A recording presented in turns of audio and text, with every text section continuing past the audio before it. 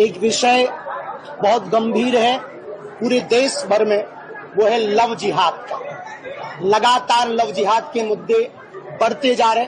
हमारे मध्य प्रदेश में भी लगभग 280 से ज्यादा मुकदमे एक वर्ष में दायर हुए, जो बड़ा चिंतनीय विषय है, स्लो पॉइजन है।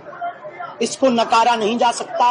निश्चित रूप से महाराष्ट्र में भी वो पैर पसार रहा, मुंबई हो, नागपुर हो, यहाँ भी वो अनेक रूपों में हमारी बहन बेटियों को लव जिहाद के लोग टारगेट कर रहे हैं। प्रेम करना गलत नहीं है, लेकिन प्रेम के चक्कर में अपनी अस्मिता, अपने संस्कार और संस्कृति का हनन करवाना सबसे बड़ा अपराध है। धर्म विरोधी ताकतें नाम बदलकर, भेष बदलकर लगातार लव जिहाद के पीछे पड़ी हैं।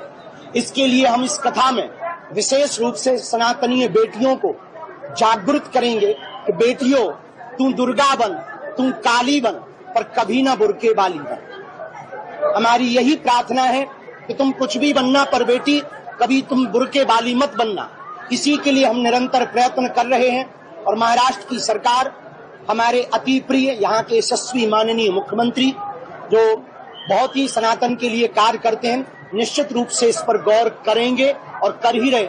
मध्य प्रदेश सरकार ने बड़ा कठोर कानून लाए हैं। मध्य प्रदेश सरकार, हम चाहते हैं पूरे देश में लव जिहाद के खिलाफ कठोर कानून बने। और बेटियों से प्रार्थना है, जगह जगह एकजुटता करके लव जिहाद कैसे वो करा रहे उस पर विचार करें। और भूल से भी आईडी, इंस्टाग्राम, सोशल मीडिया पर वो अच्छी शक्ल दिखाकर, अच्छे कैमरा से फोटो खिंचवाकर, फिल्टर लगाकर, मीठी मीठी बातें बताकर तुम्हें अपनी बातों में फंसाएंगे।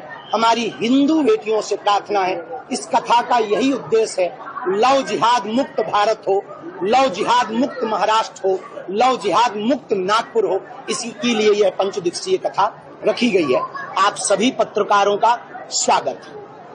एक विषय आपके बोलने के पहले हम स्वविवेक से शुरू और करना चाहें। हमारा आना परसों हुआ।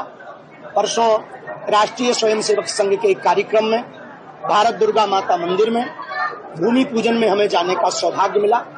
कल से सोशल मीडिया पर कुछ लोगों ने हमारे वक्तव्य को अलग तरीके से प्रस्तुत किया, जिनको पढ़कर हम, जिनको जानकर हम, जिस भूमि पर आकर, जिनके स्वराज्य गठन की स्थापना को पढ़कर हमने हिंदू राष्ट्र का संकल्प लिया, हमें दोषारोपित किया गया कि हमने उनकी अवमानना की। इस बात को लेकर के हमारे मन में बहुत दुख है, बहुत हमारे मन में खेद है कि जिनको पढ़कर हमने हिंदवी स्वराज्य की स्थापना को पढ़कर हिंदू राष्ट्र का संकल्प लिया, हम उनकी अवमानना तो दूर की बात है, स्वप्न में भी कोई निंदा करे तो हम सुन भी नहीं सकते।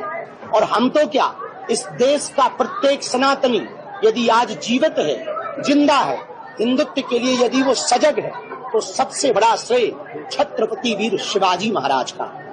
और हमें इस बात का दुख है कि जो छत्रपति वीर शिवाजी को मानते हैं, चाहे वो संभाजी विग्रह के लोग हों अथवा फिर मराठा साम्राज्य में परंपरा में अपने जीवन को जीने वाले मराठा हों, वो हमारे ही लोग हैं। हम भी छत्रपति शिवाजी को मानते और वो भी उनको ही मानते। और हम लोग आपस में खींचातानी करेंगे तो दूसरे लोगों को मौका मिलेगा। हमारा 1% भी इस प्रकार का कोई मत नहीं था, ऐसा कोई विचार नहीं था कि हम छत्रपति, हमने गुरु महिमा के प्रति कितने वो समर्पित थे। उस वक्तव्य को हमने गुरु महिमा के प्रति गाया था कि गुरुओं के प्रति हमारे देश के राजा, हमारे देश के हिंदू हृदय सम्राट, हिंदुओं के सिरमौर, हिंदुओं के चक्रधर सम्राट छत्रपति वीर शिवाजी महाराज संतों को, मठों को, महंतों को, आई तुलजा भवानी को कितना मानते थे। उस भाव को कहने का तरीका हमारी अपनी भाषा में था, जिसको कुछ लोगों ने अनर्थ करके गलत प्रस्तुत किया। किसी को उससे ठेस पहुंचा हो तो हम उसके लिए हृदय से क्षमा प्रार्थी भी हैं। पर हम ये भी कहेंगे कि हमारी बात को अनर्गल प्रस्तुत न किया जाए, क्योंकि हम जीते भी शिवाजी के, छत्रपति शिवाजी के लिए हैं, मरते भी उनके लिए हैं, हमारा जीवन भी उनके स्वराज्य की स्थापना के लिए है। और हम हिंदू राष्ट्र की कल्पना या विचारधारा हमने जो ली है वो उनसे ही ली है।